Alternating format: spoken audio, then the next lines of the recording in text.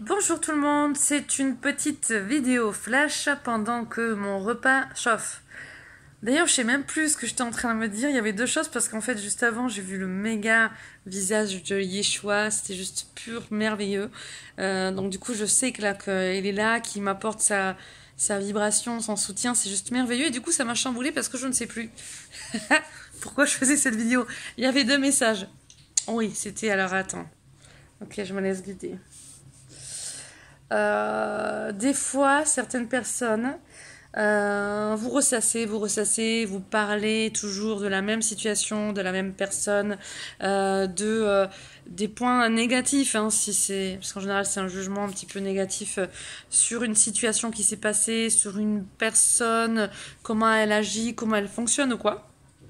En fait, on m'amène en fait à vous exprimer que lorsque l'on fait ça, c'est que en soi-même, on a encore la résonance de la souffrance, de ce que là, on m'amène le mot résonance, c'est-à-dire qu'il y a une résonance en vous, avec une souffrance qui est là, avec une partie de vous qui n'est pas encore assez guérie par rapport au fonctionnement de cette personne et de ce que ça gêne en vous, à cette situation peut-être avec telle personne ou un groupe de personnes, ou en tout cas cette situation, comment vous l'apercevez, et donc une souffrance, une gêne en vous. Et là en fait on vous demande d'aller principalement vous choyer, vous aimer pour guérir en fait cette souffrance en vous. Tant que vous en parlez, que vous la ramenez en fait dans vos discussions, soit de manière générale, ça toujours aussi en même temps avec une personne que vous avez par exemple avec une personne à chaque fois parler de tel sujet, telle situation ou quoi, eh bien c'est qu'en fait en général ces deux personnes rentrent en résonance avec des parties aussi d'elles-mêmes et qu'elles doivent aller cicatriser ces parties-là en elles. Du coup, c'est d'abord écouter en fait simplement votre âme et toutes les parties de vous et votre enfant intérieur qui ressasse parce qu'en fait il n'est pas assez aimé, il n'est pas assez choyé, il n'est pas assez écouté dans cette forme de souffrance, dans cette partie ou peut-être que vous n'arrivez pas suffisamment à pardonner à l'autre et donc ça revient, parce qu'avant on vous demande d'aller cicatriser cette blessure en vous. Et donc le deuxième message c'était ça, c'était des fois dans l'entourage amical, on peut conseiller à quelqu'un mais allez pardonne-lui, à lui, pardonne-lui, à elle, pardonne cette situation. Et pour ça c'est vrai que je sais qu'il y a une personne qui se reconnaîtra parce que bon, parce que je l'ai aidé en ce sens-là, je me jette pas je me jette pas, enfin je veux pas du tout me voir au-dessus de quelqu'un d'autre, mais je sais que pour cette personne par exemple qui vivait une difficulté, beaucoup de personnes autour d'elle lui disaient mais allez vas-y pardonne ce qu'elle t'a fait, pardonne ceci, pardonne cela, et la personne bon ça faisait juste je sais pas combien d'années qu'elle essayait de pardonner, et c'est sûr que certains entre guillemets thérapeutes aussi peuvent de suite dire allez pardonner à cette personne, passer à autre chose, nani nana. Pour moi là il y a un bug, pour moi profondément il y a une erreur. Je parle simplement en mon nom. Ok, je suis dans ces belles connexions de Yeshua et c'est merveilleux. Comment on peut demander à une personne d'aller pardonner quelqu'un en face si la personne elle-même est déchirée? On va dire, on va visualiser le truc, je vais grossir volontairement ce témoignage pour mieux le faire comprendre. Comment on peut dire à une personne d'aller pardonner ou d'arrêter d'en parler ou quoi, si en fait ça rentre en résonance parce que son âme veut que la personne en fait voit qu'en elle il y a une grosse blessure et que ça gicle de sang. Voilà.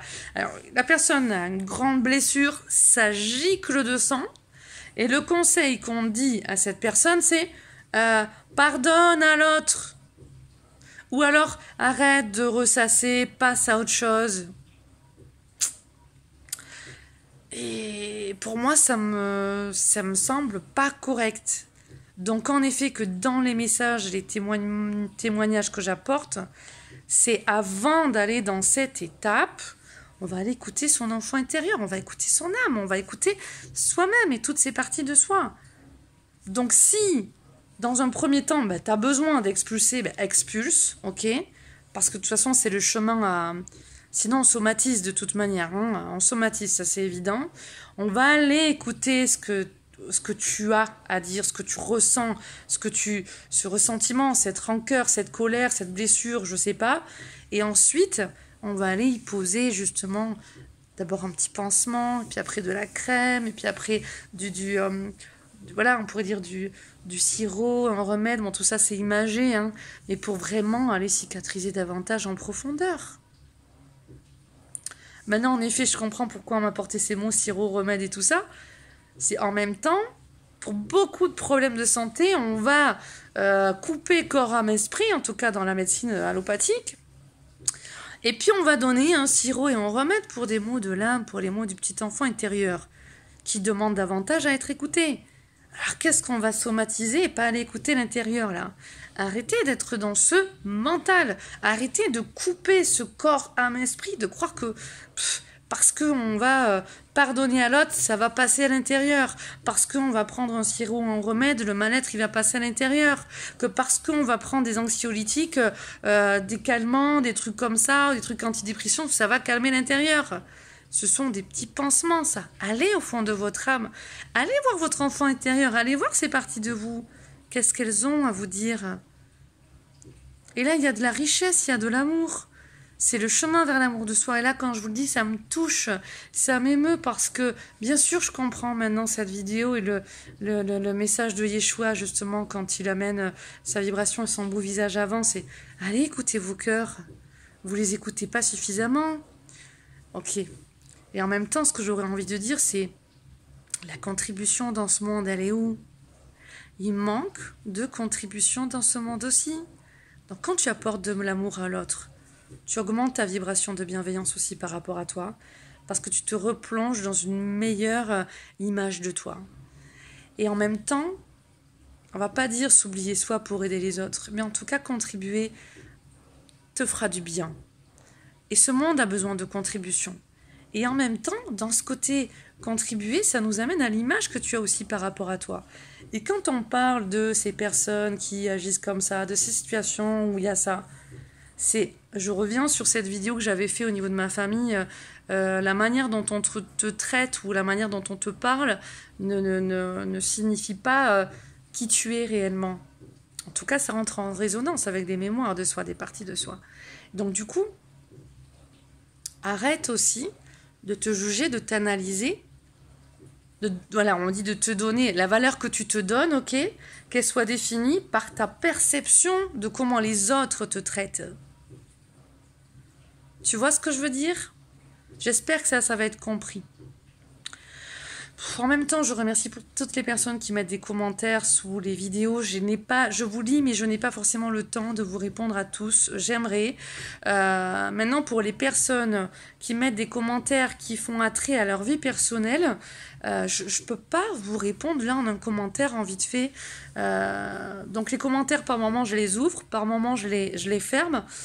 Mais je vous assure que j'ai vraiment un manque de temps et sinon un manque d'énergie vraiment pour pouvoir faire plus. J'essaye de contribuer moi aussi à ma manière et Dieu sait que je fais beaucoup de choses aussi en fonction de mes possibilités.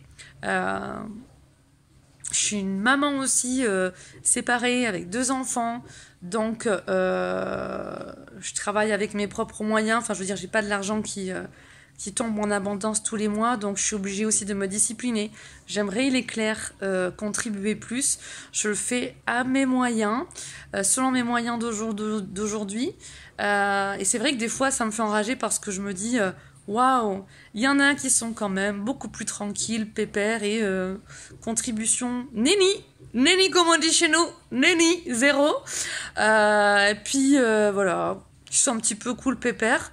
J'aurais juste envie de dire, pareil au niveau de notion du karma. Le karma collectif que l'on paye aujourd'hui, c'est la suite de ce qui s'est passé dans les vies d'avant et puis d'hier.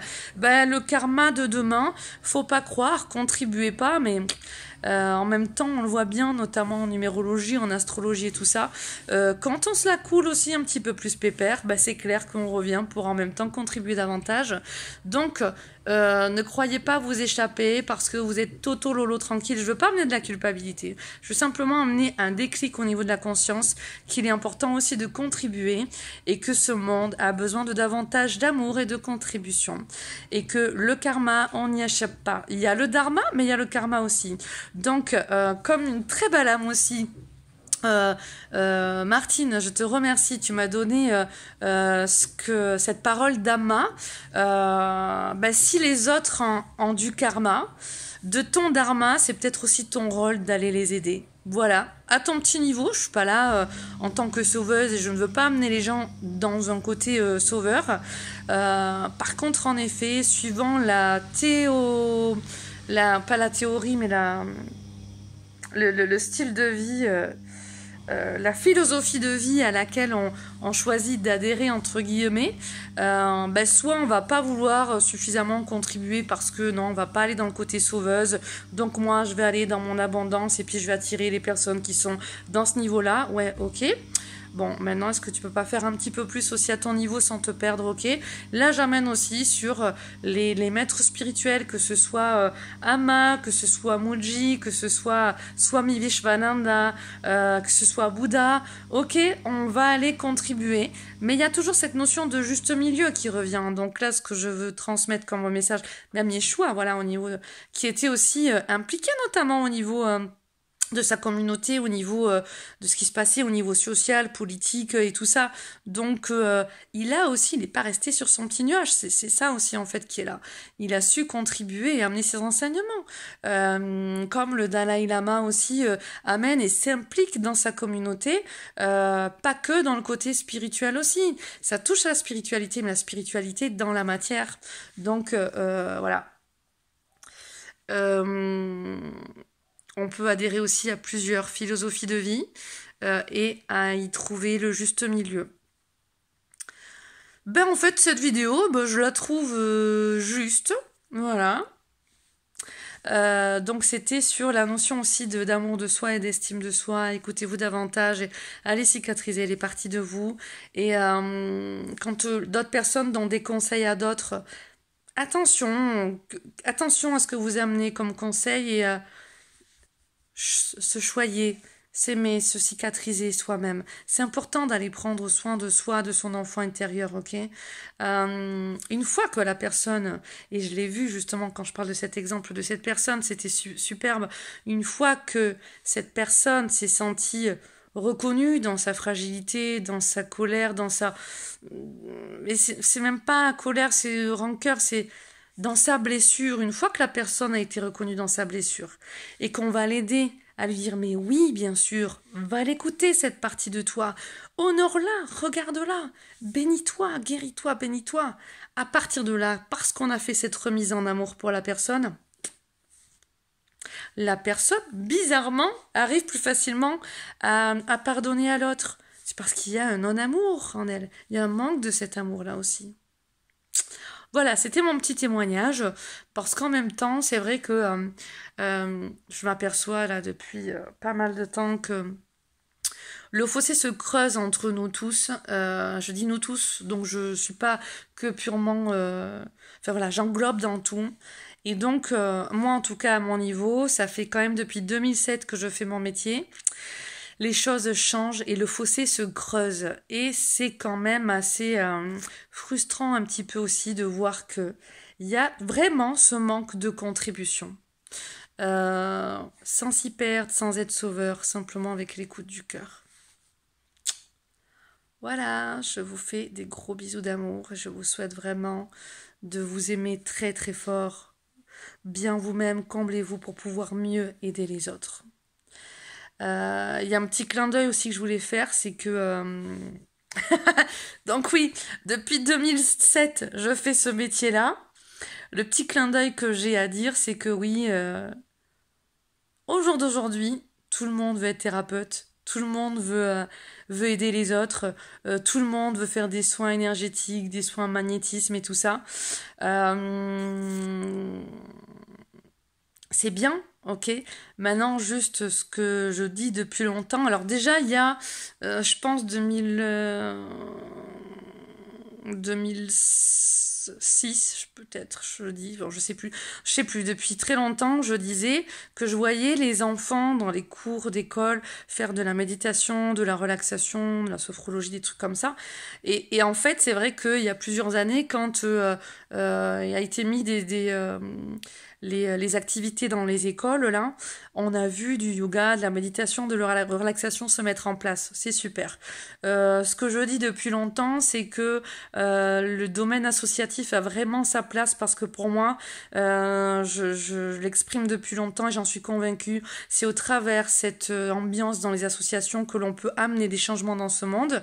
Ce que je suis intimement convaincue depuis très longtemps, c'est que la télépathie se met de plus en plus en place entre nous, qu'on est tous dans dans ces intuitions, dans ce magnétisme qui prend place, dans ce clair ressenti.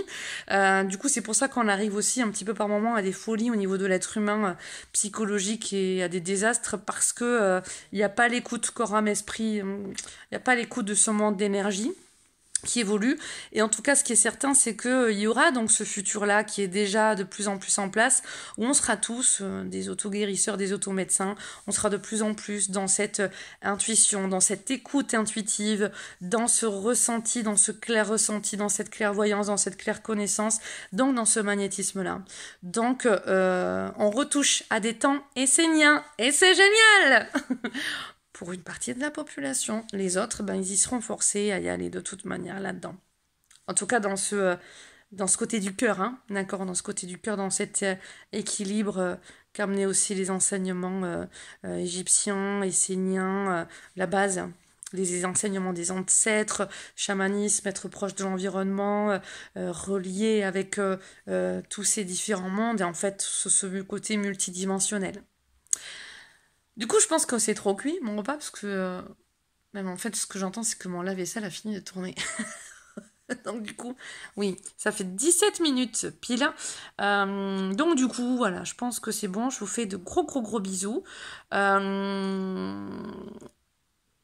J'avais juste un petit clin d'œil à faire au niveau du mouvement des gilets jaunes. Il y a beaucoup de gens qui bougent. Il y en a qui bougent pas, je vais pas dire je suis pour, je suis contre, mais j'avais juste dans mon élan de créativité quelque chose qui me venait avant. J'avais juste envie de dire oui, parce qu'en fait ce week-end c'est ça. Il y a encore un samedi de gilets jaunes et puis il y a le dimanche, il y a ce dimanche, je crois, il y a encore un mouvement pour le climat qui est fait. Donc ce soit pour samedi voire même pour dimanche, j'avais juste envie de dire glisser le clin d'œil. La France a gagné au foot, c'est super, c'est génial, on descend dans les rues dimanche pour le climat. Voilà. J'avais juste un petit peu clin d'œil, mais qui était quand même insufflé, vraiment. On le voit, voilà, au niveau de mon visage, c'était vraiment quand même insufflé ce truc-là. Donc voilà, la France a gagné au foot, les gens. Vous pouvez venir faire la fête dans les rues ce week-end. Je vous fais de gros bisous. Namasté à vous tous. Défendez aussi votre élan du cœur. Apprenez à mettre les limites entre ce que vous pouvez accueillir en vous et ce que vous n'êtes pas prêt d'accueillir aujourd'hui. Mais la dose d'amour et la dose d'enseignement que vous pouvez accueillir en vous aujourd'hui, ben, respectez vos limites, respectez là où vous pouvez agir et là où vous ne pouvez pas agir, du moment que vous gonflez toujours cet équilibre d'amour en vous. Donc par rapport à là, ce que je viens de vous dire dernièrement, ne soyez pas dans une notion de culpabilité, c'est toujours pas ça hein, ce que je veux amener, mais en tout cas c'est écouter justement votre intérieur. Plus vous augmenterez votre yin, votre énergie féminine en vous, plus votre yang aussi pourra être plus fort et puis vice versa. Donc l'équilibre aussi en vous entre votre énergie masculine et féminine fait naître aussi ce nouvel Horus, ce nouvel Horus, ce nouvel homme, cette nouvelle femme, ce nouveau paradigme, cette nouvelle conscience. Numérologie, je vous le redis, on est en 2019 cette année, 2 plus 0 plus 1 plus 9 qui nous font 12. 12 qui est l'arcane du pendu dans le tarot de Marseille. Le pendu qui en fait était un personnage, pour simplifier, à l'envers, suspendu au pied, qui est pas forcément en souffrance, on pourrait dire, même attaché, hein, on pourrait dire qu'il s'est placé là aussi aussi pour pouvoir voir la situation d'un angle différent. Si les choses n'évoluent pas comme on le souhaite, si il y a des blocages dans vos vies ou quoi, c'est simplement pour développer un point de vue différent.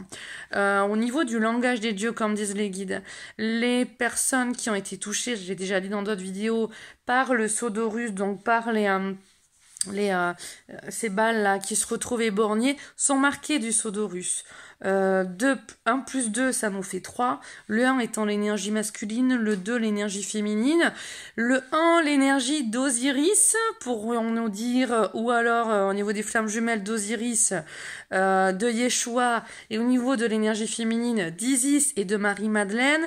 Isis et Marie-Madeleine sont deux femmes prêtresses ou deux femmes initiées. Ok, et de ces femmes, elles ont su faire renaître Osiris et Yeshua pour Marie-Madeleine. De là, en fait, une descendance a été engendrée des deux clans, ok, une angène à certaines religions, voilà. Et donc, du coup, Horus a pu naître, et donc Horus, l'œil de faucon, l'œil de la guidance, de l'intuition, du discernement, de la morale et de l'intuition, troisième œil. On est cette année dans un éveil de Kundalini, et on est dans tout ce que l'on peut voir aussi. Depuis l'an dernier, on était en vibration 11, pour résumer, qui était le magnétisme aussi, mais qui était les révélations. On est ok, on nous montre ça, hein, depuis même ces 3 ans qu'on a redémarré un cycle, tout ce qui se passe sur Terre, et comment ça passe dans mon filtre, quelles sont mes valeurs, qu'est-ce qui est de mes valeurs, qu'est-ce qui est moral, qu'est-ce qui est pas moral, qu'est-ce qui est à faire, qu'est-ce qui est pas à faire, qu'est-ce qui est bien, qu'est-ce qui est mal. Voilà, on pourrait amener ça. Donc là, c'est l'histoire de la vérité en soi, comment ça résonne et comment chacun s'aligne avec cette vérité en soi, cette clarté en soi, cette énergie de la source. Comment va-t-elle se placer en toi, sans distorsion, sans dissonance? On y est testé et on nous amène à nous placer pour renaître dans notre nouvelle Horus. Voilà. Donc en même temps, toutes ces personnes qui sont marquées en tant que passeurs d'âme, eh bien, par ce sceau d'Horus, ils amènent cette nouvelle confiance, cette nouvelle détermination, et ils font naître des changements chez les uns et chez les autres au niveau de la morale et d'accueillir la source en soi. Qu'est-ce qui est juste, qu'est-ce qui ne l'est pas? Du coup, je n'amène à aucun mouvement politique, aucun mouvement social. Je sème simplement des petites graines, et c'est à chacun d'écouter justement ce message en écoutant ce qui résonne en vous, dans votre filtre intérieur, et avec discernement. Et toujours les joies du cœur ouvert. Mais à quel point votre cœur est ouvert? Là est la question. Je vous embrasse, je vous envoie tout plein d'amour. Dans les belles énergies de Yeshua, recevez ces énergies christiques. Merci. Je vous aime.